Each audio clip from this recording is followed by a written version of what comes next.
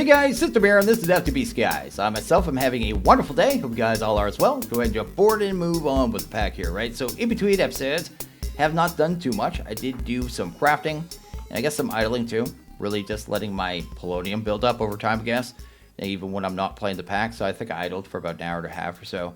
But we have a lot of stuff here. This is going to be all for our fusion reactor. So I have like reactor frames, I have the controller, I have the reactor ports, I have some of these laser amplifiers, which we need to turn it on. Same as these lasers and laser focus matrix. Kind of forgot we need this thing. You got to shoot a laser in this thing to be able to turn it on, right? So that's what that's for. I don't know why it gives you 2 for the recipe. I've never understood that because you only need 1 for the reactor. But yeah, I think we have pretty much everything we need here. Let's get out of this view here. Also, our polonium is getting really up there. Like we need, I think, 5,000 buckets. We're already at 4,400. So that's part of the reason I was idling, of course. And then I guess a commenter pointed out an issue. It made me realize that there was an issue with our setup yesterday. So wasn't aware of this at all. I didn't really think about it, I guess. So the way these Mekanism multi-blocks work, right? When you kind of restart the pack, the multi-block isn't actually formed, right? So it kind of, if you're spawned in right beside one, you'll see the particles kind of happen when you first kind of enter the pack. As such, the pipes from the pipes mod, if they're doing extract from that machine, right? So any of the Mekanism machines, you have a pipe on it, it's going to break the connection, right? And the pipes mod does not remember their connections once that connection is broken. Whereas ones like this here, the logic cables, I guess, and the, what are these called here? The interfaces from integrated dynamics, they remember the connections. The ones from Mekanism remember their connections, right?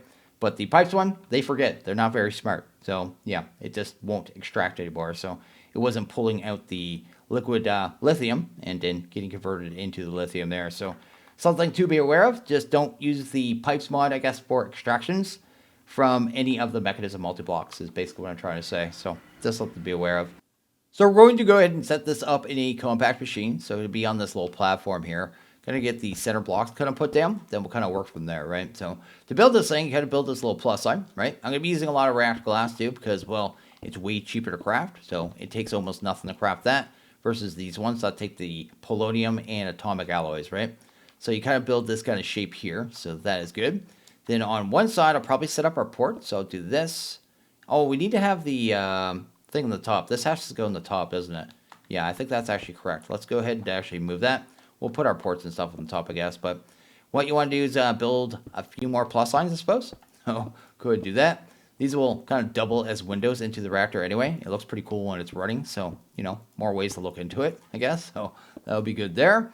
Then on the top here, I suppose, we want to get the actual kind of, I guess, the business part up here, right? So we'll have a port here. Then we'll have, what else we have? We have the controller. Then we'll grab another port. And I guess we'll put 4 ports. I think we only technically need 3, but 4 is fine. I'll handle that up there. Then on one side, doesn't matter which side, we're going to put this here. This is the laser focus matrix. And we need to shoot a laser through this to be able to turn this on, basically. That's how that works there. Go ahead and grab our block here. And once we have this kind of configuration here, right, so all these plus signs, we kind of just round out all the shape, right? So just make sure all the glass is actually covered on all the sides. So you're basically just mimicking this this over and over.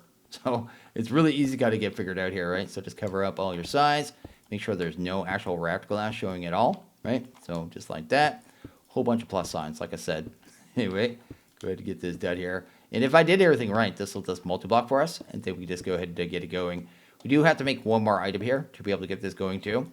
I forget what it's called. It's like a hull ROM or something. Oh, there you go. It's actually multi-block there. But yeah, that's the configuration, right? So that's actually super simple. So that is not too bad. Looks pretty cool. And it'll look even cooler when it's running here. So we're going to have to pump the tritium and the deuterium through here. So probably use entangle porters. And we'll have to set up the lasers too. One of these I want to have set to extract. So I do that there. I think that'll be the output there. Be able to just set up a plug there really easy. So this would be where I pull out the power, I suppose. So let's go ahead and set up that extract already. Might as well go ahead and set up the lasers too. So the reason I put this one off around too is because of the lasers. You'll kind of see that in a second here. But you need to have these here. So these laser amplifiers. And they have to be at the same level as this here, right? Just make sure we're at the right level here. Yeah, it's this level. So go 1, 2, 3. There you go. So it's not going to have to go very far, but just the way it's going to work out here. I need some kind of placement blocks here too as well. So let's go ahead and grab some cobble. There you go. It's going to take a while to charge this up too. It actually charges up very slow. So it's just kind of how it works and functions, but nothing we do about that. One there, and then I guess one there as well, hopefully. There you go. Then go ahead and grab, I guess we might as well come out too, actually. So let's just do that proactively. Fantastic. Then we can actually start getting our lasers in place. So the lasers are going to aim at these amplifiers, right? So you notice when I first put them down, it looks like they're kind of shooting into them. And shooting a laser in here too. We'll deal with that in a second, because they're just holding some charge because I had them in my inventory, right? If they have like a whole bunch of power too, but not enough power, they'll break blocks too. So it's something to be aware of. And this one here, we probably want to go ahead and change the redstone functionality, right? And I think we can do that down here. We want to set the normal, so we can send a redstone signal and then send a laser into there. I think it's on by default though, if I remember correctly. I guess we'll have to go ahead and wire one up here.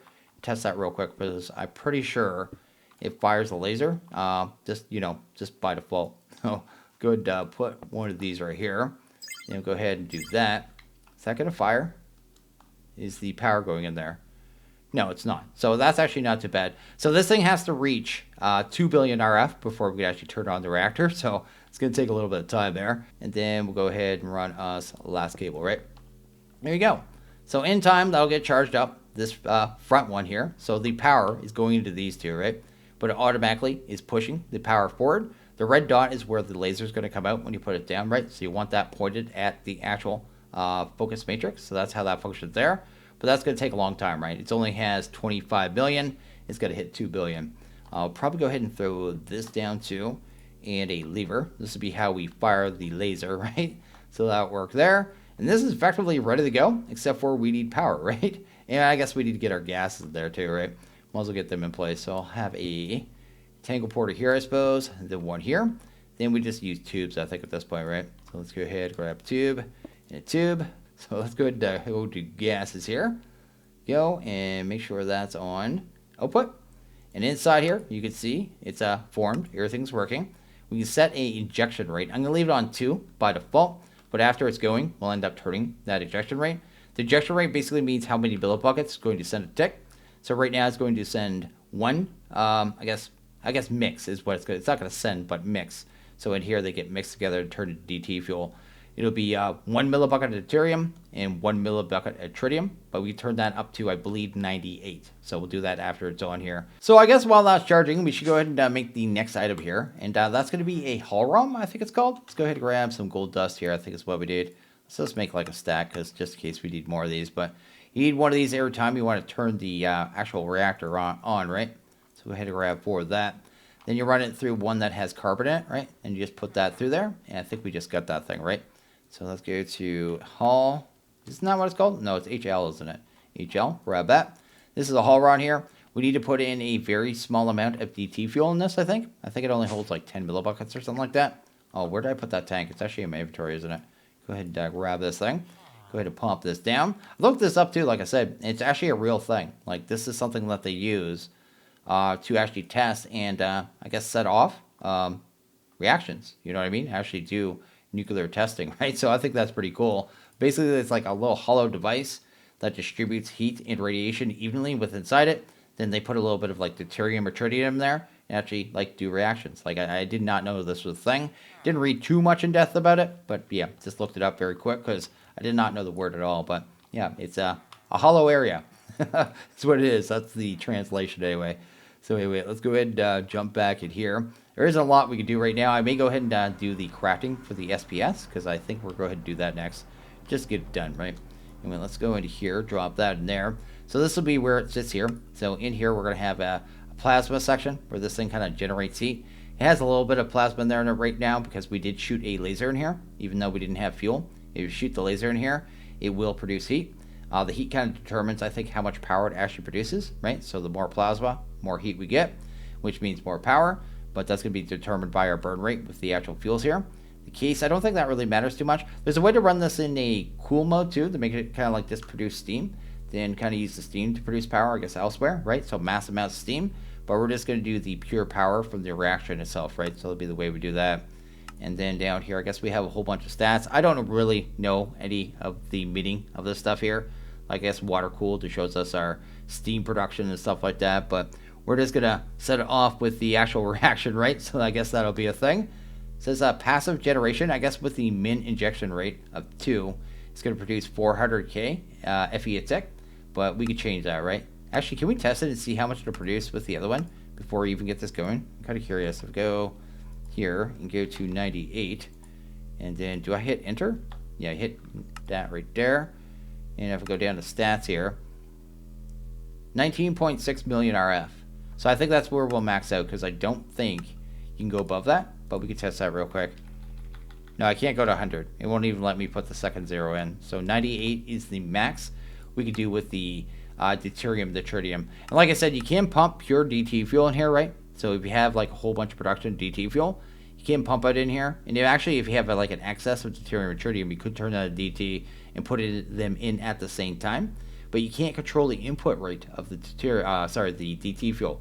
So you can control it here, the actual injection rate, right? But if you put in DT, it burns it right away. So that's why I'm kind of just using the deuterium and tritium for the setup here. One thing I should mention too is the laser setup here. You can actually make this go back way further. So we actually had a much bigger area. I can make this laser be, I don't know what the limit is, but I've seen ones where it's like 15 blocks long with all the lasers, right? So you have a whole bunch of lasers there, and just charge it way faster because you have way more lasers, because you can't really speed these things up, I guess outside of like a time the bottle, I guess, but it'd be just a lot of waste, I think. But I'll just kind of wait on it, let it go. And yeah, we'll kind of come back here once this is all charged up. I'm going to go ahead and work on the SPS though, I think, while I'm waiting for this, right? So the SPS, I think I need to make a whole bunch of these casings. So I'm going to need some more polonium. Kind of forgot we needed that. And I'm going to need plutonium as well. So I'm going to have to go ahead and do a little crafting here. I forget how much we need. It's quite big for this thing. I think this thing is kind of like this shape here. So it's kind of like the same shape, except for it's wider, right? So I think it's like a 7x7. So missing the corners, right? So like the edges. So have to look it up because I kind of forget how to do this one, but it's been a while. We'll figure it out. We'll get it done. Actually start making antimatter today, right? So it's about an hour later. I've gone ahead and built our supercritical phase shifter. I guess the initial part of it, we still have a couple parts to add here. We'll do it after the fusion reactor set up, but it's all built and ready to go, right? So if I actually break a block here, replace it. Let's go ahead and do this here. Do that. Actually get its particles. So technically, this thing's built and ready to go. Still needs a port, I guess, a couple ports, and then it'll need one of these here too, a supercharged coil, but we'll get that in a few minutes here. Just want to get this kind of out of the way because, well, I had some time to wait on the charging of that down there. It's actually, like I said, like an hour later. I went and had lunch too, actually. But yeah, this is ready to go. This thing's really expensive too. I didn't really realize it. It took, you need 4 polonium pellets per kind of block, like every one of these blocks, and then the ports take 4 each. So I think I had to make 72 of these SPS casings because it takes 60 to build the multi-block. The rest you could use reactor glass. I think you can use structural glass on this one as well. So they're kind of your options. And yeah, I just got it done. It's really easy too, now I think of it. It's just like a 3x3 of the glass, then just like a line of 3 of the glass at the center point of that, right? And you just gotta leave the corners out. Then you just gotta circle it with the SPS, and you just do that on every side. So just that 6 times, and you're pretty much good to go. But anyway, all built, all ready to go, and we should be able to go ahead and turn on our fusion reactor. One thing I forgot about our fusion reactor was I forgot to chunk load it as well. So after the hour that I spent, I had to come back and waste like 8 or 9 hours of our time in the bottle to get this thing all charged up and ready to go. But it is charged up now. It is good, and we are down to, I guess, 10 hours. Yeah, under 10 hours in our time in the bottle there now. This thing should be good to go, right? So we should be able to fire this laser here in a second, get this going. I just want to make sure I change all the settings and stuff first. I changed the injection rate, so that's good, and we should be good. So yeah, all I should have to do now is hit the lever. It should turn on, it should burn the hull room, and then we should get power. So let's go ahead and do that. So if I just go ahead and hit that, there you go. Look inside, you can see this little weird little, I don't know what it is, like a dancing cube, right? And I believe the higher the injection rate and the more power that it's producing, the more twitchy that gets. It reaches a point where it actually gets really hard to look at, but for right now it's not too bad. Looks really cool. And we're going to go ahead and up the rate here. We look inside here. Look at, I guess we can look down here. We can see are currently producing 580,000, I guess, RF a tick. It's going down. It's going to level out to about 400,000 over time. The laser, when you initially fire, kind of heats up the actual temp of the casing, and that temp of the casing actually increases the actual heat, right? I think it heats up the plasma as well, but I think like it's like a, you know, these two numbers get heated up from the laser itself, from the initial blast and the DT fuel, but after that point it kind of levels out. Anyway, that is good there. Should be able to go ahead and turn this up though, right? So we are at 520. If I go to fuel here, I'm going to jump this up straight to 98 because I think we can handle it. I need to watch our fuel here for a bit to make sure we can, but go ahead and turn it up. Have a giant backlog either way, so we should be able to do it for a bit, even if it does run down, and find the happy point. But we go into the, I guess, the production now. You'll see here we're actually producing already 4 million, and that's going to tick up, I think, all the way up to the 19.6 here, and that is pretty rad all around. So yeah, this should work pretty well. It's going to take a little bit for it to ramp up. It's going to ramp up because that plasma is going to keep going up, so that number is going to keep going up, as well the KC, and between the two, it'll handle everything, right? Oh, that's pretty cool there. What is this here? Just the power buffer? I don't know what this one down here. Maybe this is steam? Maybe this is for the steam production, but I'm not sure what that's for. Yeah, I'm not sure what that one's for at all. Anyway, that is good. In here, oh, I have this. I didn't have the bypass limit on. Look at that. Need to get that cleaned out of there. Get all that power out of there, right? Because that is definitely a problem. Go ahead and check that out. So that's why that was full. Okay, that's cool. And we are good there. Okay. So currently, we're already up to 11,500,000 RF, just in that little shorter of time. I'm actually curious, can you time the bottle this? Do I want to risk that? I kind of want to get up to speed really quick. Are these numbers going down at all? Oh, this one is going down. We can't actually keep up with the tritium. I am surprised, actually. Is it nighttime out? Let me see here. Maybe it's nighttime outside. If it's nighttime, that makes sense to me. It is nighttime. Let's go sleep and see if we can keep up. That's kind of important, right? I just want to make sure we can actually keep up with it at all times going at that speed, because I really want to hit that 20 million mark so we feed the SBS lots of power, right? Lots of power. So anyway, let's go back inside. There you go. And see if that number is still going down or not. That's deuterium. Tritium. It's going back up. So we can keep up. We can keep up. That's fine. As long as that 8 million buffer is good to get us through the night, which I'll have to watch that, but I think it will be, we should be fine, right? So we'll kind of watch that, I suppose. And where are we at for power right now? Right now we are at 16 million. I'm going to go ahead and speed it up, like I said. There you go. See if that kind of really did anything. It does do. It definitely does work. Is that actually keeping up now? Even with that, that's keeping up. Yeah, we can keep up no problem as long as I got a good enough buffer. So that's amazing. But that should get it up to max power here. Hopefully quicker, right? So it's already up to 35. Can I do times 4? I just want to get up to temp here. Because once it's up temp, we can actually see exactly where we're going to sit at the end. Yeah, this is still going up. It's pretty much leveled out. It hasn't fully leveled out, but it's at 19.52. So it is probably going to sit at the 19.6 million, which is fine with me. I'm quite happy with that. That is really good production. And that's going to ramp up our, I guess, our charge and our battery very, very quickly. And it is going pretty crazy now. It's a little hard to look at after a while. It starts going so fast. When you add the DT fuel, and it's like pure DT fuel, that thing it's just a blur. But pretty cool either way. And yeah, 20 million versus the 100 or 20 million that we could produce with pure DT really doesn't make that much difference in the long run. We only need enough to make our antimatter anyway. So go ahead and check out our battery here. I'm kind of curious where we're at. We're already at 400 billion. So we used 2 billion to turn it on. When we started the video, I think I was at about 220. We already produced 200 billion RF tick. Of course, I did use some acceleration there. Actually, I had it going at times 8. It didn't actually fall behind on tritium until I hit it with times 8. So I think I could technically have 2 of these things, which I think is kind of funny. But yeah, I just need to make sure that each 1,000 buckets is enough to get us through an entire night. So I will have to watch it through one nighttime. If not, I just need to add a little bit more storage. But outside of that, I mean, we got the power now to do all of our antimatter, which is actually pretty spectacular all around. That's not bad, man. That's pretty good power. Gonna say, not too bad. Have not done this thing in a long time too. It's really cool. I really like this thing. It's pretty neat, pretty interesting form of power for sure. But anyway, let's go ahead and start using this power, I guess, because right now it's not doing anything for us except for being stored. let's actually start making our antimatter. So let's go ahead and set up the SPS, right? So we kind of have it floating up here. I guess I'll have to sort out how we're going to get this wired up here, although it doesn't matter too much. Let's go ahead and grab a port and put it right here.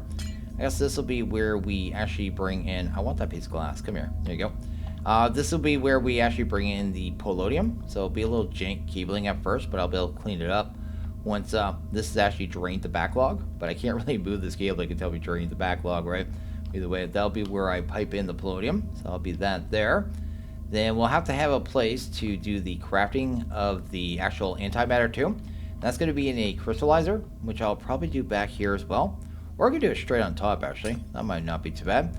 Like I said, I'm probably going to build some kind of structure here on this island too. But yeah, we'll just kind of worry about that later on. Need to set that to output. So actually output the antimatter there, right? So that's where that's going to come out. The actual gaseous antimatter. And then we need a spot for the laser as well. And I guess we'll put that in the bottom. Probably end up moving that feral flare lantern actually. And then, yeah, getting that out of the way and powering it from the bottom. We will have to limit how much power is going in here too, because I don't want it to completely drain our battery. I want it to use like 19 million, I think, and we'll keep that other million or so for ourselves, so we don't have to worry about it, right? But we'll have a port here. Then we'll have one of these supercharged coils. You can add more coils and more of these ports, right? So you could technically, I think, have 6 in this. Maybe it's 5 or 6. I don't think I've only ever done 4. It gives a really nice light show, but it really doesn't do anything, because I think each one of these ports, you can see it right there actually, can let you pump in 400 million FE. But even if you had 4 of them on here, you could do, you know, I guess 1.6 million FE a tick, but it would still only produce 2 antimatter per tick. So it's limited to 800 million FE that'll use. The other stuff just gets voided off. So don't bother with the extra ports, I guess, is what I'm trying to say.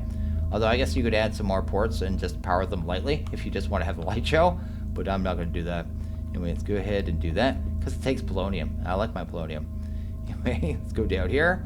I need to have a spot for the feral flare. For right now, I'm just going to put it right here, I suppose. And then we'll go ahead and grab ourselves a point. Let's do that here. Go ahead and grab a point. I'll be so happy when the little icon of these actually looks proper. It keeps throwing me off every time I see it. And let's do that there. Like I said, we're going to want to limit the power on this too. So on the transfer limit, probably change that to 19, is that million? That's 1.9. This would be 19 million right there. So that'll be our transfer limit. And we'll change it to this one here. And it's going to buffer with power, but it's not currently getting polonium. But it should be pretty much ready to go, I think, right? So I think the only thing we really need to do is move the polonium in there. So let's actually grab some of the universal tubes, right? And we'll just kind of wire it really jank, like I said, right? So we'll just kind of bring it up the side here. Like I said, I need to get through this entire backlog of polonium, because that's the thing. Also notice we're running a little low on sulfur. I may actually run out of sulfur before I get everything I need. But anyway, there you go. It's gone ahead. It's turned on. It looks really cool, right? It looks pretty awesome. So like I said, you can put 4 of those, at least 4. It's probably 6 that you can put in there. Never actually tried, but yeah, you can get really cool light show from that. So looks pretty neat, right? But if we actually go inside it now, you see here this bar is going across. Every time that hits 100%, it's actually producing 1 millibucket of antimatter, right? So it's handling that very well. And that should be handling I guess our battery should be able to handle that too, right? Or I should say our power production. As long as we're producing 19 million, we're not going to be draining our system. Or sorry, 20 million, which is what we are with everything, right?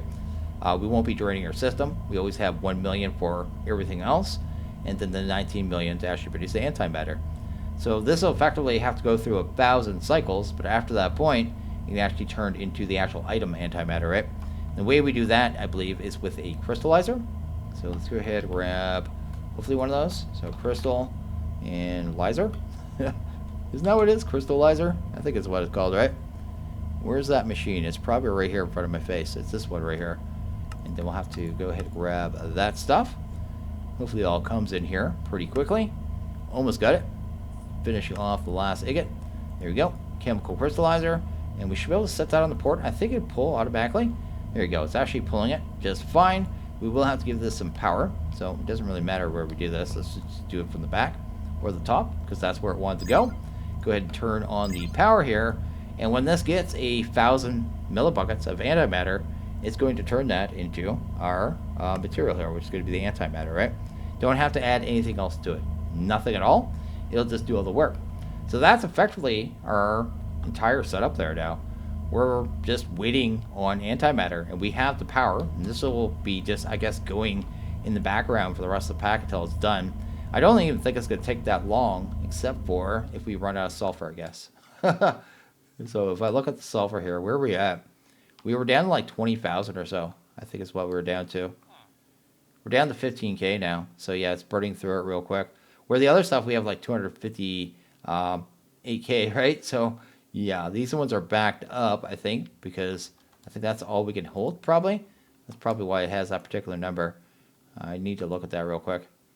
No, this is limited to 21.2 million. So I guess these are still going up. Anyway, that is a limitation. So hopefully we have enough left to actually produce what we need. If not, it's going to slow down really bad for the end part, because we still need a little bit more to be able to get to the 5,000 buckets that we needed, right? But either way, that is our production, and that's cool, right? So we got power, and we got antimatter all taken care of, which is pretty sweet. Shouldn't even take that long, really, to get through the backlog, and then I can finish this cabling, too. Like, I don't think I will need...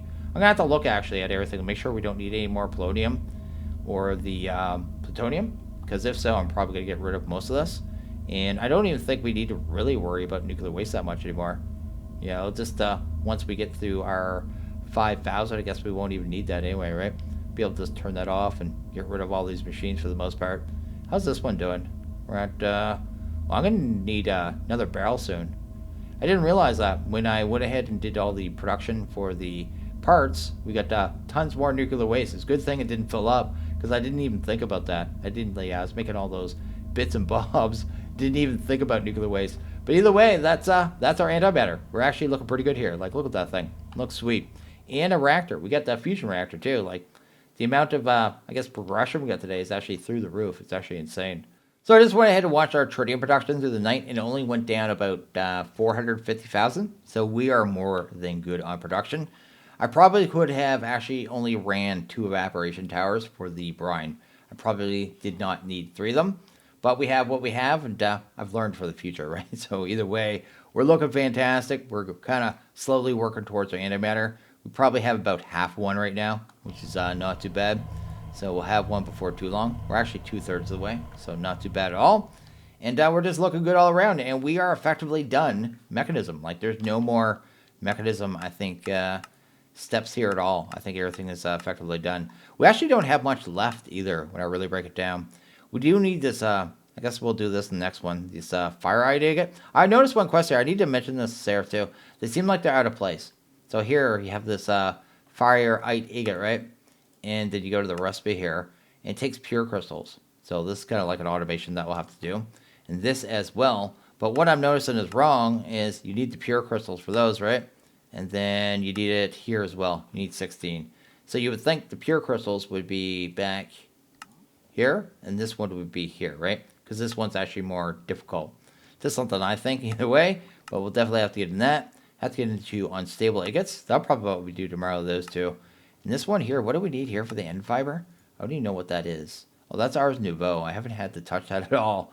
Do I need a single Mage Bloom? Seriously? I guess we'll do that too. Either way, go ahead and get that finished up. And like I said, we don't have much to go, so we're going to have to start looking for a new pack soon. I actually have 2 that have like possible packs, so pretty pumped for that. But we need to get through this one first. But I think I'm going to go ahead and actually end this one here. So as always, guys, like this video, please hit that like button. Really liked it, hit that subscribe button. It is always appreciated. Well, you guys all have a good one. See you guys in the next video. Later.